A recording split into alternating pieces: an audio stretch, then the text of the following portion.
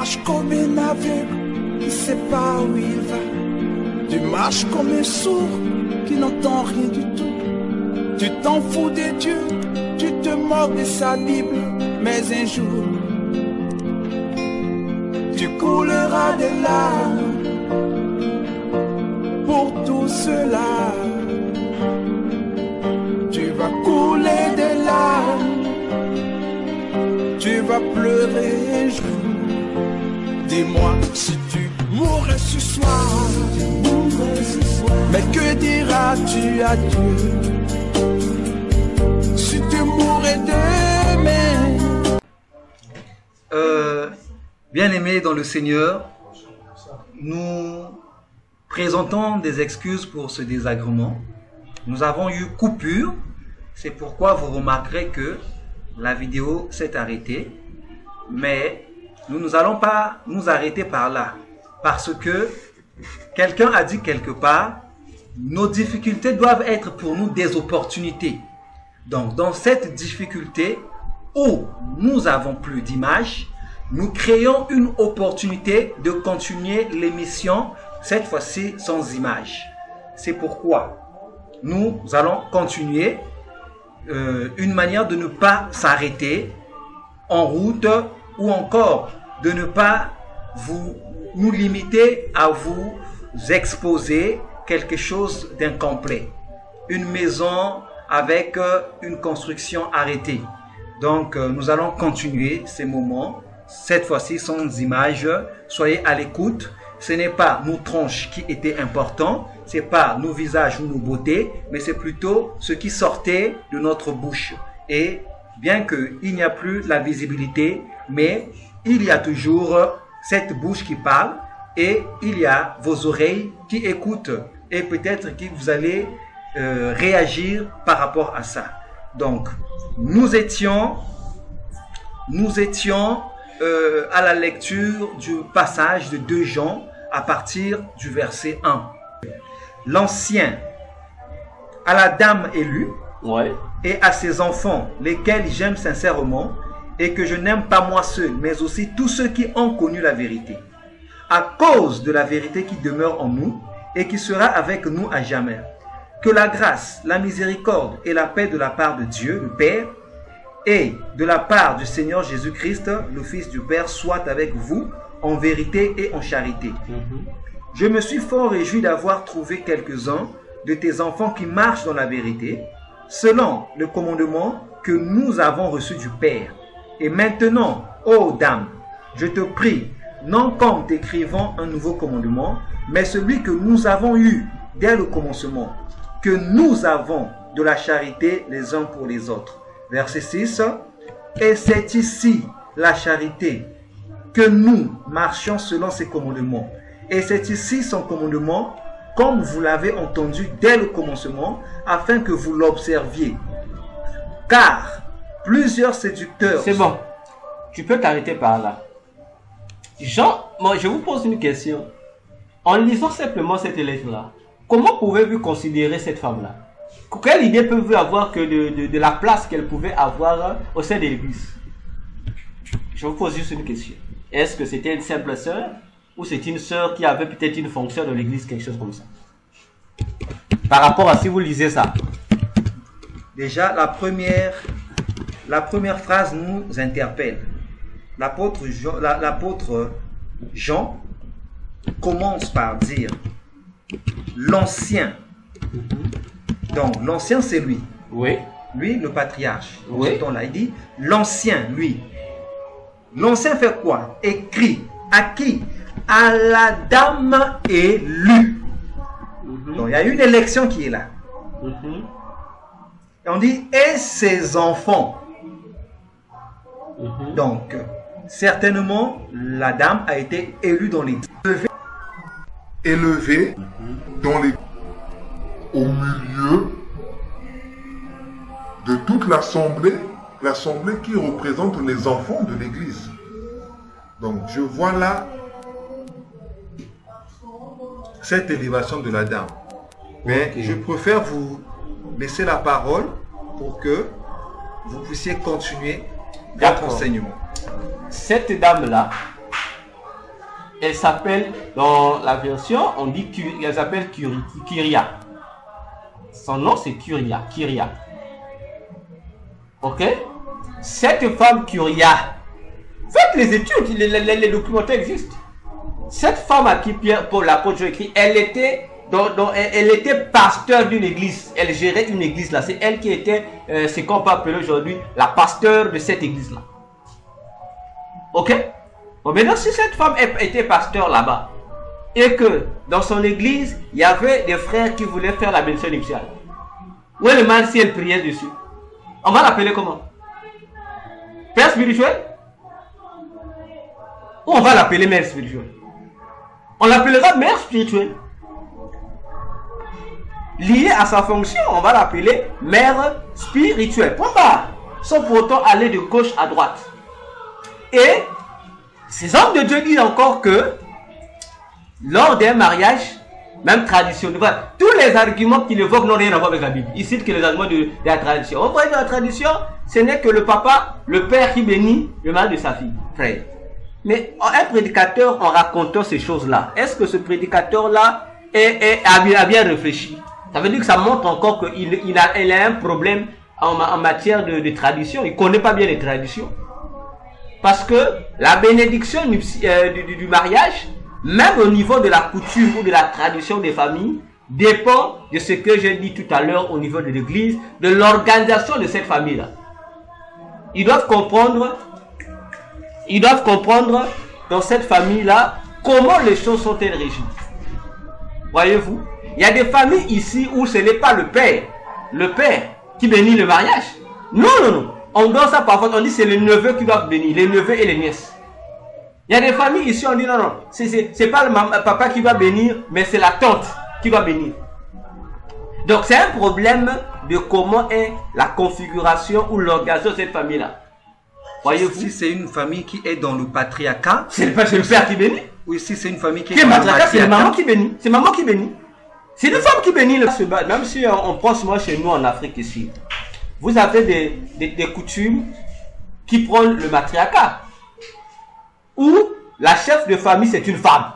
Mais lorsqu'on vient, il y a des familles où c'est le chef de famille ou la chef de famille qui bénit le mariage. Mais si dans votre famille, même si c'est patriarcat, si le chef de famille c'est la femme, c'est la femme là qui décide. Si elle dit, moi-même je vais bénir ce mariage là, je vais prendre la dot, je bénis. Elle bénit, c'est sa fille. Par exemple, du côté de ma mère. Du côté de ma mère, lorsqu'il y a mariage, il y a les filles et les fils de ses soeurs, de frères, comme c'est elle l'aînée. Donc c'est elle qui fait marier. Dès qu'on veut épouser, c'est elle qui donne sa bénédiction. Et toute la famille dit non, il faut marier. Si comme tu as à Pointe-Noire ici, lorsqu'il y a mariage, la famille te donne le droit de bénir le mariage. Et bénir le mariage, c'est une femme. C'est elle qui prend la place du papa. Voyez-vous? C'est pourquoi même dans nos langages africains, on dit chez nous au Congo, on dit papa ya keto. Ou en lingala on dit tata mwasi. Voyez? Elle est papa, c'est papa, c'est du côté des papas, mais c'est une femme. On l'appelle papa mwasi. Donc une papa femme. Elle bénit le mariage. Maintenant le prédicateur qui vient nous dire une femme peut bénir un mariage, mais traditionnellement ça veut dire qu'il n'est pas informé de ce qui se passe dans la tradition. Voyez-vous, il n'est pas informé de ce qui se passe dans la tradition. Même dans la Bible nous montre que lors d'un mariage, ce n'est pas forcément le père qui bénit. Une autre personne en dehors du père qui peut bénir le mariage.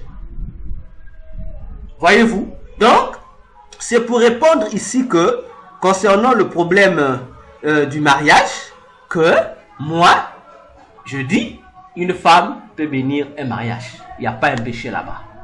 Point barre. Donc voilà. L'océan toxique pour répondre à votre question. À moins que vous avez encore une autre question, je suis à votre disposition. Bien aimés, nous avons tous écouté, chers internautes, youtubeurs, nous avons écouté le développement de notre cher docteur et je pense que chacun a bénéficié de quelque chose.